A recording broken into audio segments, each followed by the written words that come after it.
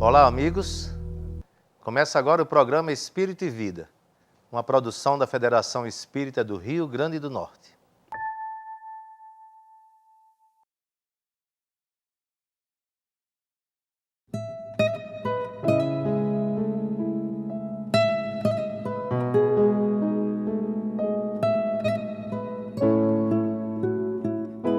A lua dependurada no céu da noite, o sol vitalizando os dias, ventos, mares, amplidões. No início, esse sentimento de fascínio com a grandiosidade da natureza despertou-nos um temor que ensejou a adoração, os ritos e sacrifícios. Povos sumérios, os primeiros a usar a escrita, cultuavam a Anu, o firmamento. Egípcios adoravam Ra, o deus Sol, entre tantos outros. Gregos sonhavam com o Olimpo, onde Zeus tramava seus destinos. Tupis-guaranis, na Sul-América pré-colombiana, ofereciam danças a Tupã, o Criador. Todos os humanos que já pisaram na face da terra, em algum momento, tomados em sua pequenez, se curvaram diante do infinito. E ao darem nome ao que pressentiam, talvez soubessem que seria difícil reduzir tal sentimento a uma única palavra. Quem sabe por isso, os hebreus simplesmente o chamavam de Elohim, Deus dos deuses, ou de Yahvé, aquele que não tem nome. Antes lutávamos contra a natureza num ambiente hostil, onde a força bruta era a nossa principal força. É natural que o sentimento Deus de outrora correspondesse a esse estado. Hoje somos capazes de verter poesia, de criar leis que protegem as crianças, de planejar cidades e de sonhar com uma relação interdependente e harmônica com os outros seres do planeta. Porém, o mistério do infinito persiste diante da finitude humana. O encantamento já não é o do medo, mas a percepção clara de que uma inteligência superior ordena o cosmos, inspira a vida e se manifesta a cada pôr de sol, em cada amanhecer. Os deuses de outrora eram produto da ignorância e do temor. O Deus de agora nasce de uma nova emoção, sugerida por Jesus há 2 milênios, ao chamá-lo simplesmente de Pai. É um Deus que tem coração, um Deus de amor. Quanto mais doçura você carregar na alma, mais perto de Deus estará. Ele é como as estrelas do poema de Olavo Bilac. Para entendê-lo, é preciso amar. O programa Espírito e Vida de hoje vai trazer um tema muito conhecido no meio espírita. Vamos falar de caridade e amor ao próximo, bases do espiritismo. É possível amar nos dias de hoje? Como fazer a caridade em uma sociedade cada vez mais cruel, mais individualizada? Quem vai conversar conosco sobre esse assunto é o coordenador do estudo sistematizado da doutrina espírita, Assis Pereira. Assis Pereira é professor universitário, orador espírita e ex-presidente da Federação Espírita do Rio Grande do Norte. Assis, como vamos? Satisfação em estar novamente com vocês, participando deste programa e esperamos contribuir com os nossos apontamentos, nossas colocações sobre esse importante tema que é o amor e a caridade. Satisfação é nossa também. Assis, o capítulo 9 do Evangelho segundo o Espiritismo, intitulado Fora da Caridade não há salvação, em um dos seus itens diz que é na caridade que estão contidos todos os destinos do homem, tanto na terra quanto no céu. A caridade é, então, a única saída? A caridade é o caminho? A caridade é a resposta? A caridade nós podemos entender à luz do Espiritismo, que é a máxima maior vivenciada pelo cristão em todas as épocas. E os espíritos superiores disseram a Allan Kardec, no Livro dos Espíritos, que a caridade é a mais meritória de todas as virtudes. E como então praticar a caridade em uma sociedade tão egoísta, onde os valores sublimes não passam de subjetividades, uma sociedade cada dia mais voltada para o individualismo? À luz do Espiritismo, nós entendemos que a caridade abrange todas as relações nossas com o nosso próximo. Não existe assim um momento específico para a vivência da caridade. Vamos dizer que 24 horas por dia nós podemos exercer a prática do bem. O Espiritismo amplia muito esse conceito de amor e de caridade, porque entende que a caridade envolve todas as manifestações fraternas que nós temos para com o nosso próximo.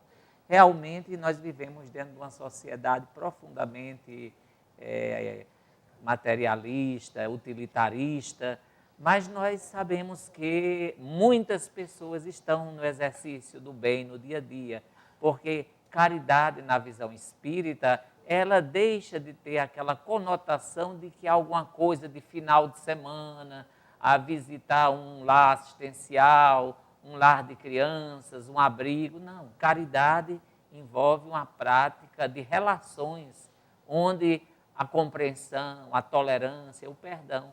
O próprio Kardec perguntou aos espíritos, na questão 886 do Livro dos Espíritos, qual o sentido da caridade como a entende Jesus. E os espíritos disseram: benevolência para com todos, perdão das ofensas e indulgência para com as imperfeições alheias. Ora, dentro desse leque da benevolência para com todos, do perdão e da indulgência, nós temos a nossa vida no dia a dia. Logo, basta cada um de nós se auto-perceber, se auto-avaliar para termos a conclusão de que todos podemos ser úteis em qualquer situação onde nós nos encontremos, em qualquer lugar, começando dentro de nós mesmos, no ambiente familiar, no trabalho, na casa espírita, na instituição religiosa, em qualquer lugar onde a gente esteja, exercer o bem é um grande objetivo. Quando a gente fala sobre caridade, vem à minha mente imediatamente amor, porque da maneira que você fala, né, a gente sente também como um ato de amor. Onde é que se encontram? Qual a relação entre amor e caridade? Podemos entender assim, que a caridade é o amor em ação. Então, na hora em que essa vivência do bem, desse sentimento interno que nos envolve, nos move em ações, nós temos o exercício da caridade. São duas expressões que estão intimamente relacionadas, mas a caridade é a dinâmica do amor, é o amor na ação, na prática, na vivência, na interação com o outro, na empatia com as necessidades do próximo. Paulo, em Coríntios, ele diz assim: ainda que eu venda tudo o que eu tenha e dê aos pobres, e não tiver caridade, eu nada fiz. Então, como que a gente entende isso? Eu dou tudo o que tenho aos pobres e não tenho caridade? A doutrina espírita diferencia muito essas doações materiais, muitas vezes chamadas de esmolas, daquilo que verdadeiramente você tem. Então, vamos dizer assim, o que é que nós temos de nós verdadeiramente para dar? Quais são as vibrações que eu espalho? Quais são as atitudes que eu gero no outro? Quais são as emoções que eu desencadeio no meu próximo? Isso aí é a vivência da caridade. Então, é muito mais uma dimensão muito mais afetiva, muito mais interativa. Allan Kardec, no seu discurso de 1868, ele estava encerrando o ano das atividades da Sociedade Parisiense de Estudos Espíritas, e ele começa o seu discurso de encerramento dizendo assim: a caridade é a alma do Espiritismo, porque a caridade resume todos os deveres que nós temos para com o nosso próximo. Esteja ele numa condição acima da nossa, igual à nossa ou inferior à nossa. E Allan Kardec ele faz uma distinção entre duas caridades, que ele chama duas modalidades de caridade. Uma ele denomina caridade beneficente, que é a caridade material, são as doações, e a caridade benevolente ou a caridade moral. ele diz que todas as duas têm muita importância, mas a modalidade de caridade mais significativa é a caridade moral. É a caridade de você perdoar alguém, de você ser tolerante com alguém, de você ajudar alguém a sair daquela situação mais difícil, do seu ponto de vista espiritual, moral. Logo, Kardec ele faz um estudo muito cuidadoso sobre a questão da caridade. A temática do amor e da caridade, ela perpassa toda a doutrina espírita, toda a codificação espírita. A Revista Espírita, desde 1858, com Allan Kardec, até 1869, traz temáticas relacionadas o tempo todo com o amor e a caridade.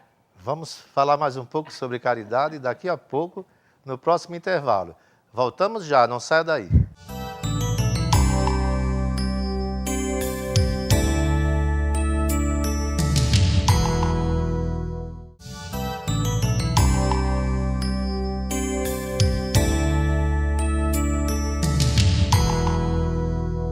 Estamos de volta com Assis Pereira, continuando a nossa conversa sobre caridade e amor ao próximo, as bases do Espiritismo.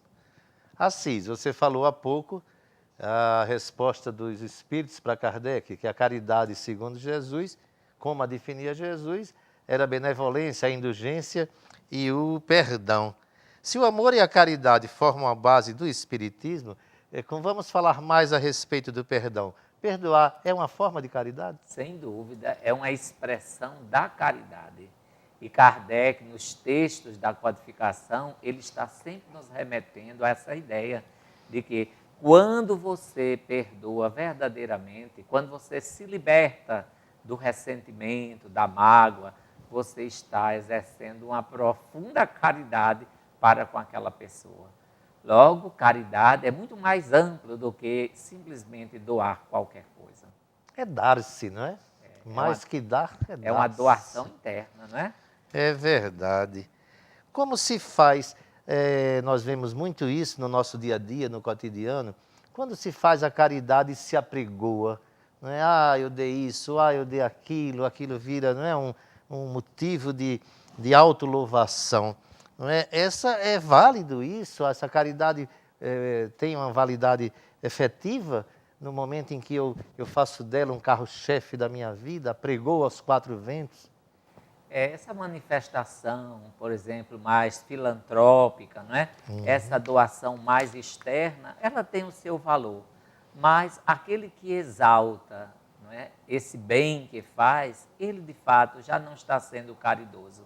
Ele está muito mais evidenciando a sua personalidade. Na visão do Evangelho de Jesus, que a doutrina espírita restaura em toda a sua pureza, nós entendemos que a vivência está acima de tudo.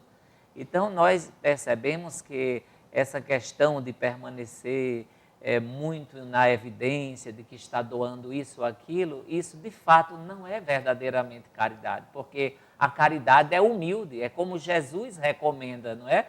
Dá com a mão para que a outra não veja.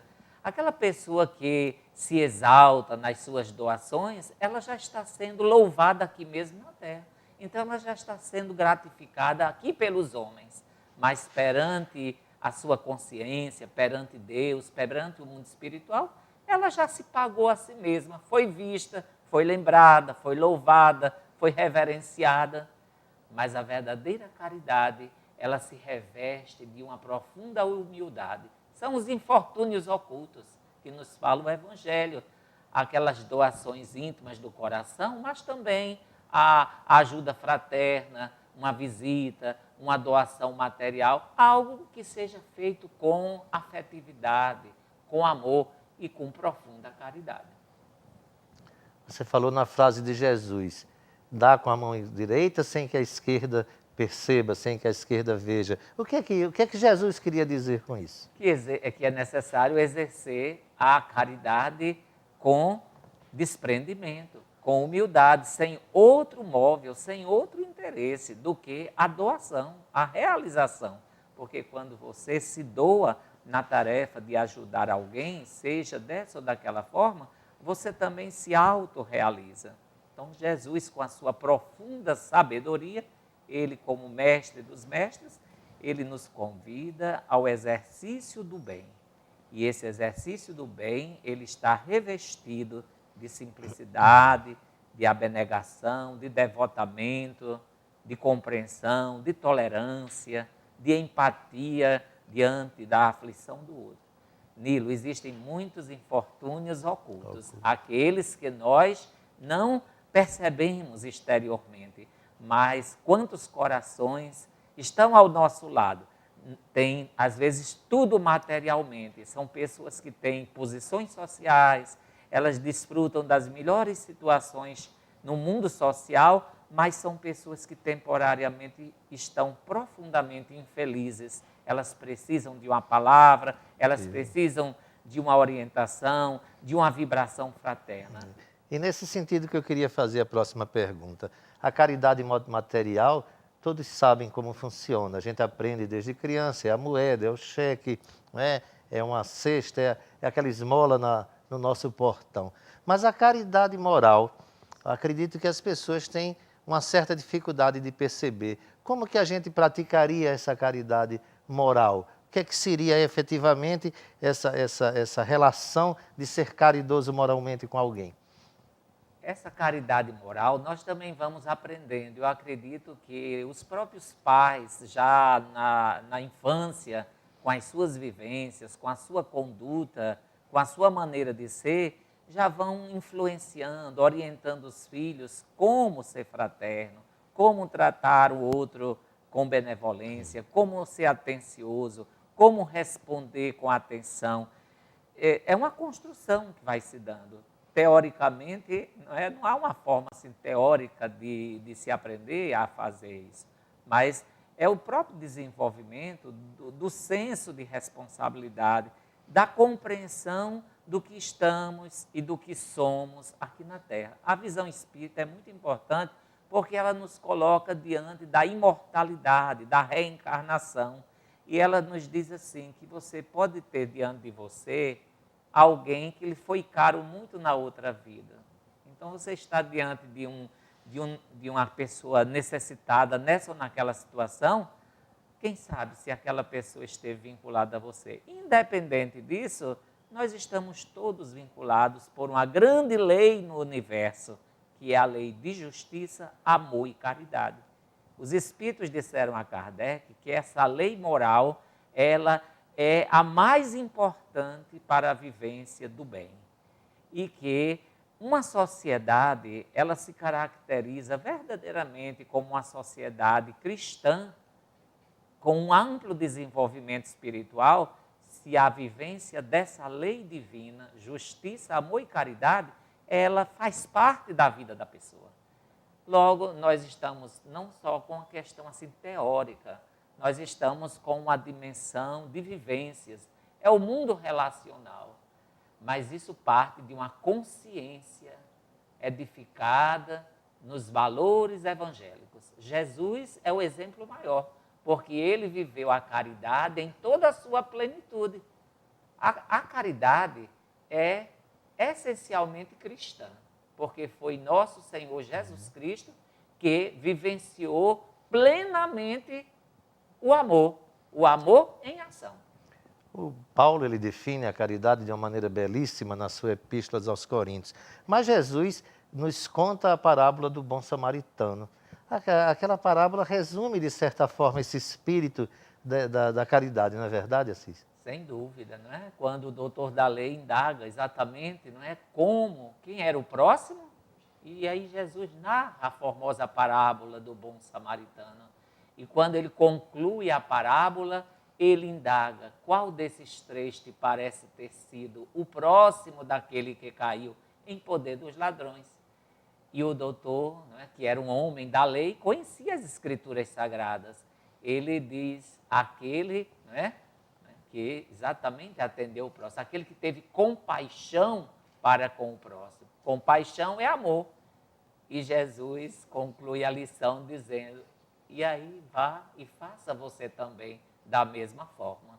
Amor e caridade são temáticas que estão intimamente relacionadas e nós temos profunda necessidade de vivência desses valores dentro de nós, ter o amor dentro de nós, a caridade dentro de nós, se manifestando na nossa relação com aqueles que convivem conosco no dia a dia. Amor e caridade devem ser as balizas das nossas vidas.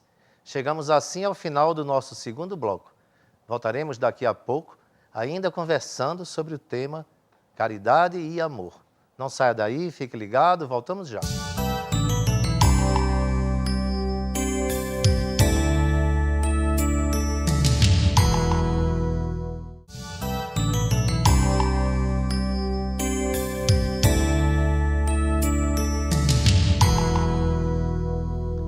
Vamos agora ao quadro O Espírito e Vida responde às questões dos nossos telespectadores.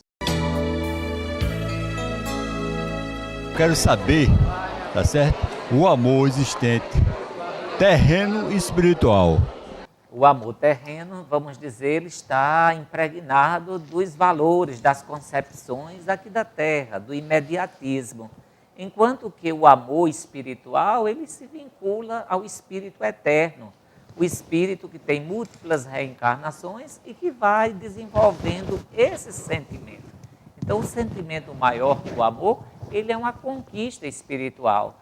E nós vamos exercitando esse amor, começando nas expressões mais simplificadas aqui na Terra. Tem uma mensagem linda no Evangelho segundo o Espiritismo, do Espírito Lázaro, quando ele nos diz que o homem, no início, ele é instinto, avançando é sensação, e logo, só muito depois é que ele é sentimento. E a chave do sentimento é o amor. Por isso nós vamos caminhando do amor chamado terreno, nas suas expressões mais imediatas, a uma compreensão e a uma vivência de um sentimento mais pleno, integrado com as leis divinas. Dar esmolas é caridade? Pode até ser, dependendo da nossa maneira, da nossa intenção e da nossa posição diante daquele que nos solicite uma ajuda. Muitas vezes, essa esmola ela é desprovida de sentimento de amor e, consequentemente, de caridade. Às vezes, dá-se alguma coisa muito mais para ser visto, para ser louvado, ou até para se desligar daquela pessoa. Alguém pede alguma coisa e ali você dá alguma coisa para até se ver livre da pessoa.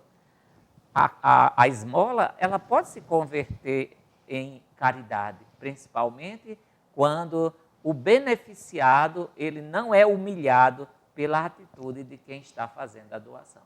Evitar que o enfermo, na hora da morte, seja socorrido através da doação de sangue pelo ente familiar. O excesso do médico em sobrepor-se a essa negação seria um ato de caridade, em fim de salvar a vida daquela pessoa? Vamos observar que existem os procedimentos médicos que devem ser seguidos, né? E claro que se o paciente necessita desse ou daquele procedimento, inclusive sangue ou outros procedimentos, ele precisa ser de fato atendido com atenção, com ética, com respeito, dentro daquilo que as convenções humanas colocam e que a ética médica define. E eu gostaria de saber o que realmente vocês entendem, de um modo geral, sobre o amor e a caridade. São as nossas manifestações no campo do sentimento. O sentimento é uma função extraordinária do espírito no seu processo de crescimento espiritual. É nós aprendermos a ouvir o outro na sua necessidade, é nós aprendermos a perdoar, a tolerar, a compreender, a dialogarmos, a não impormos os nossos pontos de vista, é tentarmos viver Jesus na terra, nos dias atuais, entendendo que a mensagem do Cristo é uma mensagem eterna, de vida e vida em abundância. Agradecemos assim a presença de Assis Pereira em nosso programa. Assis, muito obrigado por essa mensagem maravilhosa sobre o amor e a caridade. Muito obrigado também, é uma satisfação sempre estar com vocês e esperamos que todos nós vibremos na vivência desses sentimentos. Vamos agora ao nosso último quadro.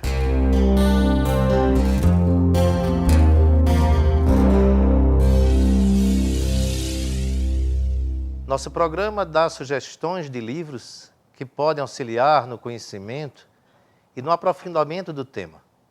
Diversas obras tratam do assunto abordado no programa de hoje. Anotem aí o Evangelho segundo o Espiritismo e o Livro dos Espíritos, de Allan Kardec. Estudos Espíritas, de Divaldo Pereira Franco, pelo Espírito Joana de Ângeles. Uma Vida de Amor e Caridade, de Isabel Bueno e Francisco Cândido Xavier, por diversos espíritos.